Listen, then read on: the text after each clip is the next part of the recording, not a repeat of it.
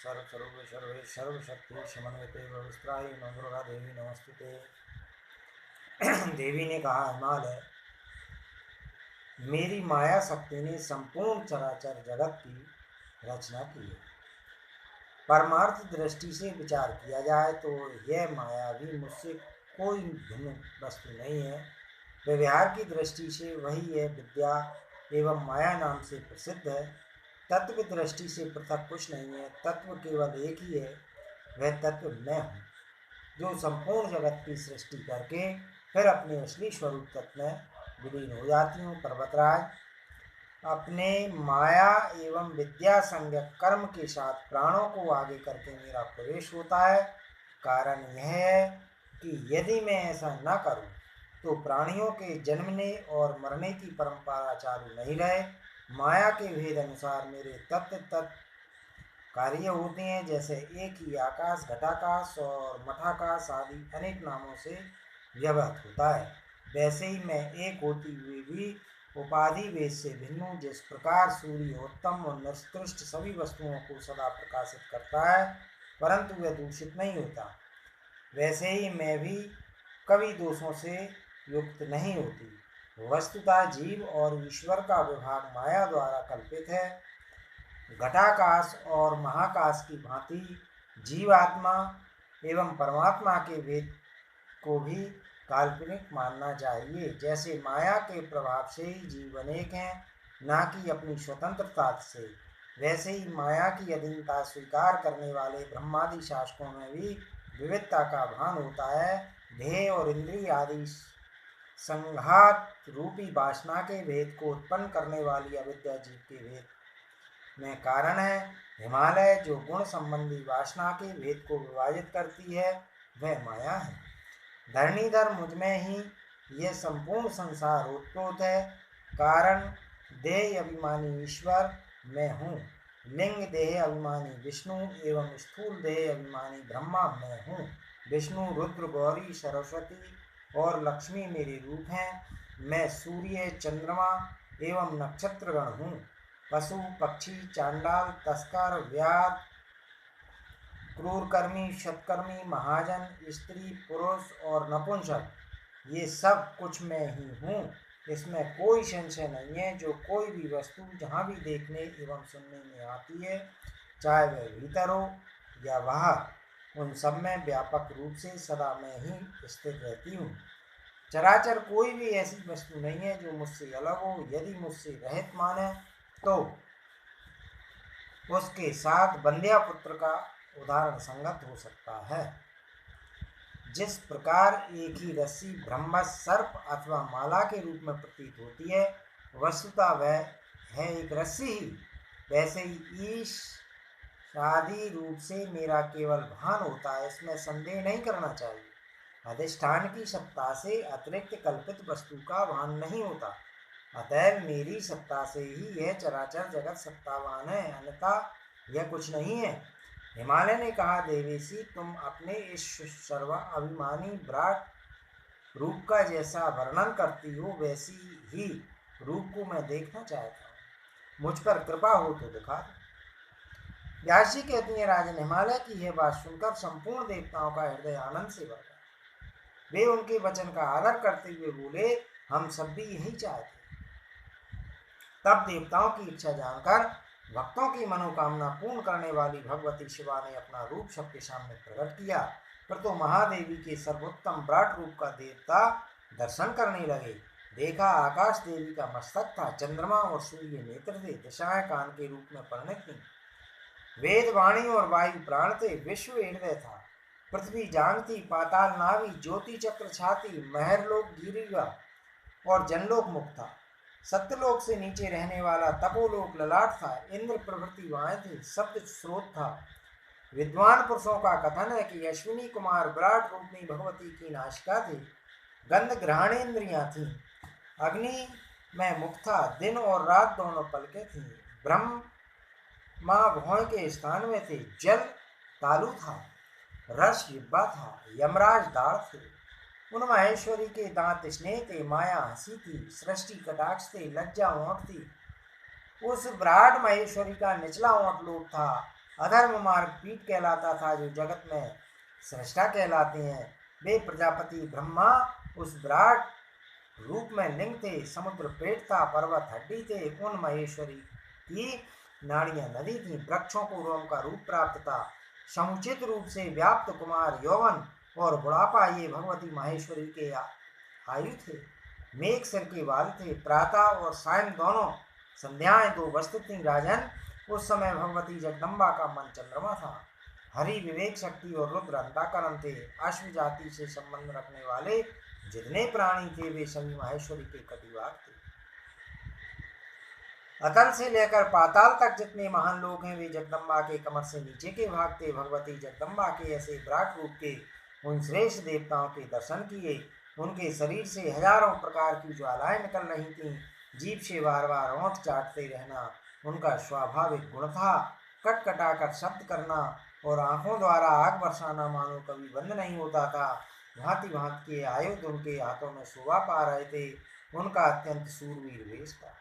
हजार मस्तक, हजार नेत्र और हजार चरणों से वह विराट विक्रय संपन्न था। करोड़ों बिजलियां और सूर्यों के समान उससे प्रतिभा फैल रही थी। अत्यंत भयंकर रूप था, अत्यंत क्रूर आकृति थी। देखते ही हृदय और नेत्र आतंकित हो जाते थे।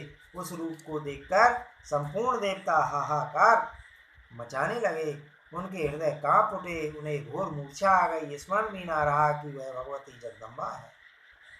उस समय उन महाविभु के चारों ओर जो वेद विराजमान थे उन्होंने मूर्छित देवताओं को चेतना प्रदान की। जब देवता चेत में आ गए तब उन्होंने धैर्य धारण करके श्रेष्ठ स्तुति को याद किया और आंसू से भरी हुई गदगद वाणी में स्तुति करने के लिए प्रस्तुत हो गए। उस समय उनके नेत्रों में जल भरा था और कंठ रुका जाता था।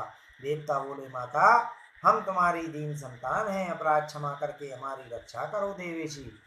हम तुम्हारे रूप को देखकर डर गए हैं। हम जैसे मंद बुद्धि देवताओं द्वारा तुम्हारी कौन सी स्तुति संपन्न हो सकती है। तुम्हारा पराक्रम कितना है और कैसा है इसे यह स्वयं भी नहीं जानता, तब वह पराक्रम हम आधुनिक देवताओं के जाने का विषय कैसे हो सकता है। भूमंडल पर शासन करने वाली प्रणव रूप से सुशोभित समस्त वेदांतों से संसिद्ध तथा हीनकार रूप को धारण करने वाली भगवती भुवनेश्वरी तुम्हें बार बार नमस्कार है, जो अग्नि की उत्तम स्थान है, जिनसे सूर्य एवं चंद्रमा उत्पन्न हुए हैं तथा औषधियों की उत्पत्ति हुई है। उन सर्वस्वरूपनी भगवती को प्रणाम है।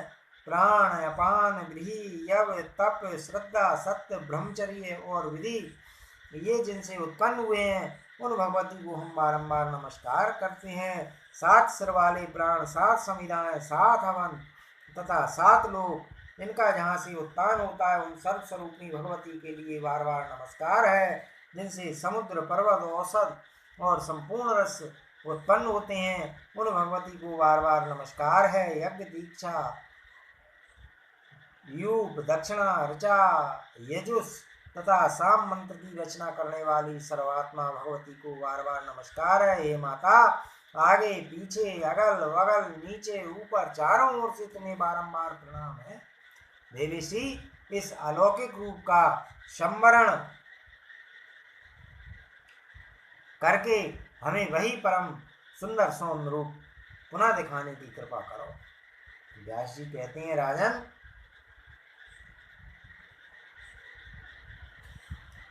भगवती जगदम्बा कृपा की समुद्र है। देवताओं को डरे हुए देखकर उन्होंने अपना भयंकर रूप छिपा लिया और उसी क्षण उन्हें अपने मनोहर रूप के दर्शन कराए। उस समय देवी पास अंकुश वर और अभय मुद्रा धारण की हुई थी। उनके पास सभी अंग कोमल थे, आंखों में करुणा भरी थी, कमल जैसा मुख मुस्कान से शोभा पा रहा। जब देवताओं ने देवी के उस कमनीय रूप को देखा तब उनका सारा भय भाग गया।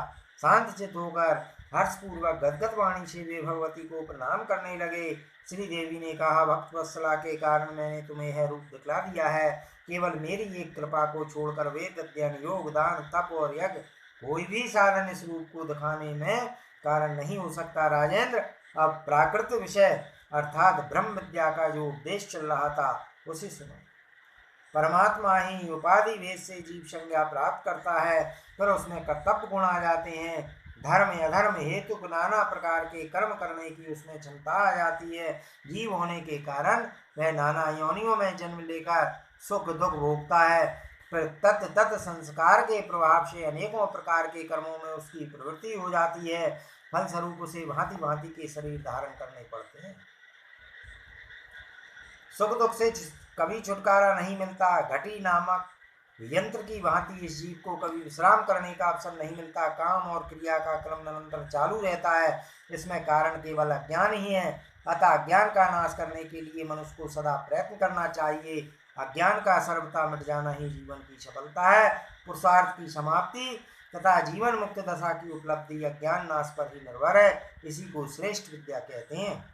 हिमालय अज्ञान से उत्पन्न कर्म अज्ञान को दूर करने में सफल नहीं हो सकता, क्योंकि ये परस्पर विरोधी धर्म है।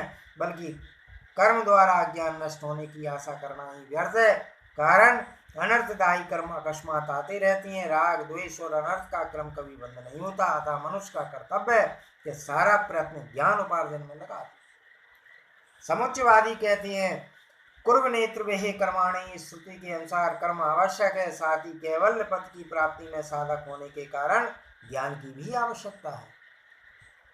हित चिंतक कर्म ज्ञान का सहायक होकर रहता है, पर उनका है कहना संगत नहीं है। कारण दोनों परस्पर विरोधी हैं, क्योंकि हृदय की ग्रंथि का छेदन करने में ज्ञान साधक है और ग्रंथि के बनने में कर्म। फिर ये दो असहकारी होने से एक जगह कैसे रह सकती हैं? जैसे अंधकार और प्रकाश का साथ साथ रहना नितांत असंभव है। महामते संपूर्ण वैदिक कर्मों की चरम सीमा अंतःकरण की शुद्धि है। अतः उनको यत्नपूर्वक करना चाहिए। वे कर्म है शम दम तितिक्षा वैराग और सत्व संभव अर्थात चित्त शुद्धि।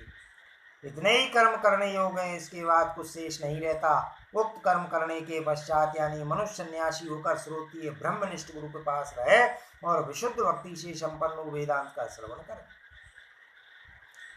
सदा सावधान रहे। तत्मसी वाक्य के अर्थ का विचार करे। तत्मसी है वाक्य जीव और ब्रह्मा की एकता का बोधक। एकता का बोध होने पर मनुष्य निर्भय होकर मेरा रूप बन जाता है। हिमालय पहले पदार्थ का ज्ञान होता है, तत्पश्चात वाक्यार्थ का। तत्पद का जो वाक्यार्थ है वह मैं ही हूँ। स्वयं पद का वाच्यार्थ जीव है, इसमें कोई संशय नहीं। विद्वान पुरुष असी इस पद से तत् और स्वयं दोनों ही एकता बतलाते हैं। वाच्यार्थ पृथक पृथक होने से श्रुत कथित इन दोनों पदों में एकता नहीं घट सकती। अतः लक्षणा कर लेना चाहिए। दोनों का लक्ष्यार्थ चित्त हो, तभी दोनों की एकता हो सकती है। इसका बोध हो जाने पर दोनों में स्वागत भेद समाप्त होकर एकता आ जाती है।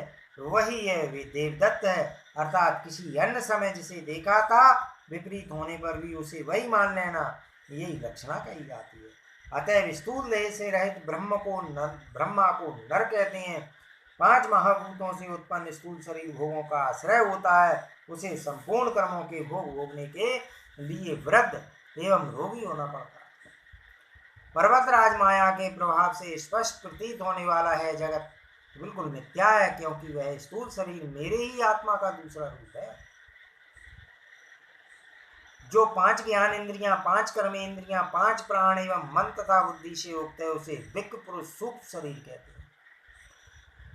अपंचीकृत भूत से उत्पन्न जो है सूक्ष्म शरीर है, उसे आत्मा का शरीर मानते हैं। सुख दुख का अनुभव कराने वाला दूसरा स्थूल शरीर कहलाता है। ज्ञान अनादि और अनिर्वचनीय है। पर्वतराज आत्मा के इस कारण शरीर को तीसरा शरीर कहते हैं। जिस समय सूक्ष्म स्थूल और कारण ये तीनों उपाधियां समाप्त हो जाती हैं, उस समय केवल परमात्मा ही रह जाता है। तीनों देहों के भीतर पंचकोश सदा स्थित रहते हैं। पंचकोश का परित्याग करने पर ब्रह्मपुच्छ की उपलब्धि होती है। ब्रह्मपुच्छ मेरे उस रूप को कहती हैं जिसका परिचय देते समय श्रुतियां नेति नेति कहकर रह जाती हैं। यह आत्मा किसी काल में ना तो जन्मता है और ना मरता ही है। यह होकर फिर कभी हुआ भी नहीं, क्योंकि यह अजन्मा नित्य सनातन और पुरातन है। शरीर के मारे जाने पर भी यह नहीं मारा जाता। जो आत्मा को मारने वाला आत्मा मरा हुआ मानता है, वे दोनों ही नहीं जानते, क्योंकि यह ना किसी को मारता है और न मरता है।